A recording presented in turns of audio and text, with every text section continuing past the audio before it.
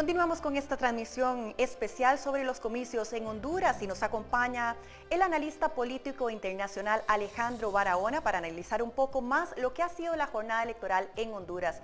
Muy buenos días y bienvenido, señor Barahona. Buenos días, muchas gracias. Hasta el momento, ¿cómo ha observado el desarrollo de este proceso electoral?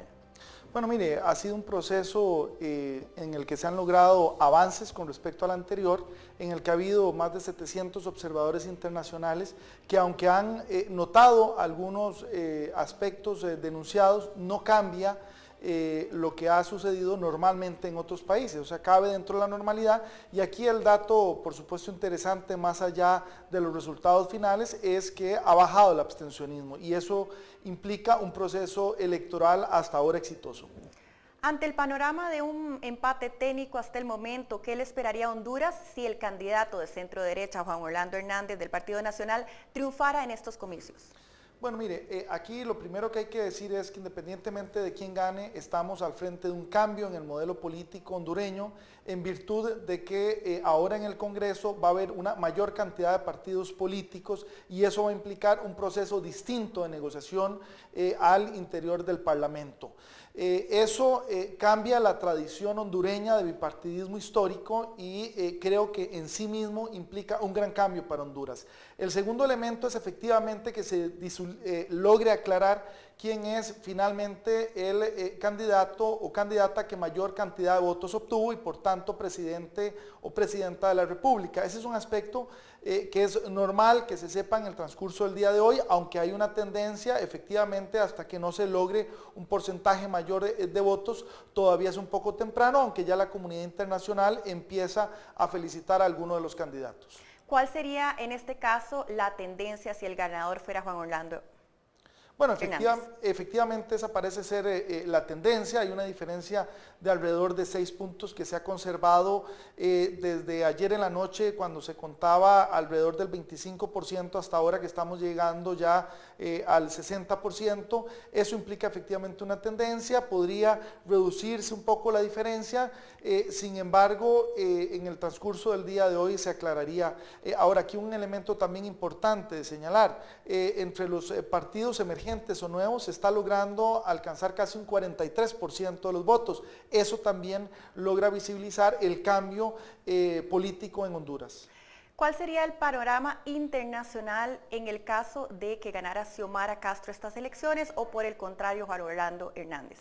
Bueno, mire, el resultado en Honduras realmente vendría a ilustrar efectivamente las dos caras que hay en América Latina. Me refiero a una izquierda, digamos, latinoamericana, o bien, por el otro lado, un modelo más conservador, digamos, de centro derecha. Ambos candidatos reflejan precisamente esa tendencia a nivel latinoamericano y, por supuesto, los diferentes gobiernos en Latinoamérica apoyan, digamos, tienden a apoyar más a uno que al otro. Sin embargo, aquí lo más interesante podría ser efectivamente el compromiso que han adquirido cada uno de los candidatos. Y por un lado el de la seguridad y vamos a decir el del crecimiento económico, que es lo que plantea el candidato oficialista, o por el contrario la candidata Xiomara Castro, que ha planteado más bien un replanteamiento del modelo de desarrollo hondureño a partir de una Asamblea Nacional Constituyente y con ello un replanteamiento, como digo, ya no solo del modelo político, sino vamos a decir de todo el modelo de desarrollo hondureño. Ahora, ¿cuáles serían los principales desafíos para cualquiera que resulte electo en estas elecciones? Mire, creo yo que el tema de la concertación política va a ser fundamental. Aquí cualquiera del que gane va a requerir construir mayorías a partir del diálogo, de la negociación, del acuerdo político, del pacto, y eso significa un gran reto en este momento para cualquiera de los que resulte ganadores, especialmente a nivel del Congreso. Yo creería también el hecho, por supuesto, de la violencia versus también la desigualdad y pobreza que hay en Honduras, que son sin duda alguna las dos grandes prioridades que tiene ese país en este momento. ¿Qué opinión le merece el comportamiento del pueblo hondureño? Se calcula que un 61% participó en estos comicios y se tuvo que emplear incluso 1 hora el cierre de las urnas ante la afluencia de votantes. ¿Esto qué significa?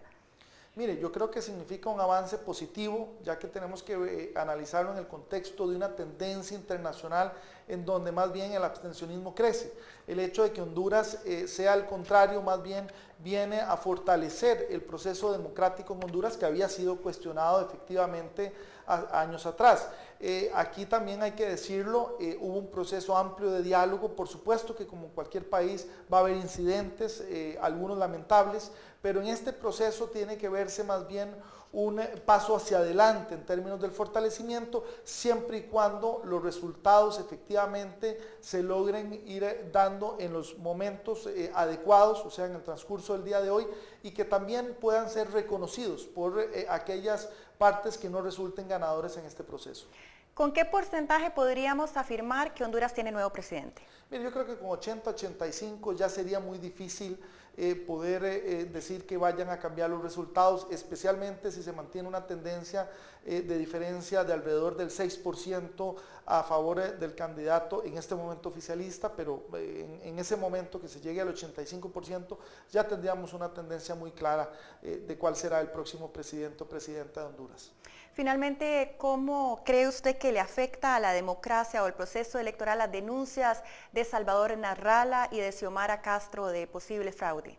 Mire, el tema no es tanto las denuncias, sino efectivamente la investigación que de ellas se logre desarrollar. O sea, tienen que ser aclarados cualquier tipo de denuncias, tienen que ser atendidos por las autoridades correspondientes y en virtud de esos resultados y, por supuesto, de la aceptación por parte de los denunciantes, lograremos ver un proceso democrático más fortalecido. Aquí hay que señalarlo así, que hayan denuncias en términos de horas de apertura, etcétera, cabe dentro de la normalidad. Lo que no cabría dentro de la normalidad, por ejemplo, fuera si se estuviera hablando de fraude, como aparentemente empieza ya a ser el caso en Honduras.